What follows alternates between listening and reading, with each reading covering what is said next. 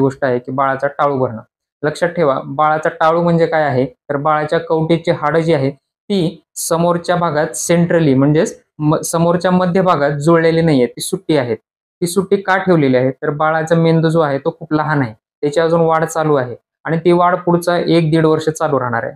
तर ही मेंदूची वाढ होण्यासाठी जी काही स्पेस लागणार आहे, ती स्पेस या टाळूमुळे मिळणार आहे बाळाला.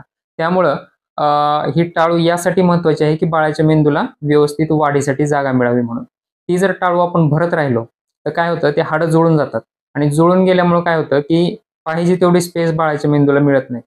ठीक आहे. त्यामुळे अ, टाळू ही जी आहे, ती नैसर्गिकरित्या काहीतरी एका विशेष उद्देशाने राहिलेली आहे. ती चुकून राहिलेली नाहीये, की जी आपण भरून बुजवलीच पाहिजे. ठीक आहे.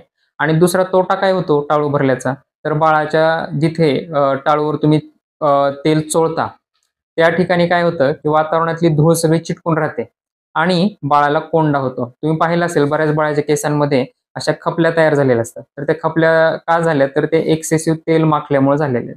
तर हलक्या हाताने केसांना तेल लावा, पण टाळू भरण्याची गरज नाही.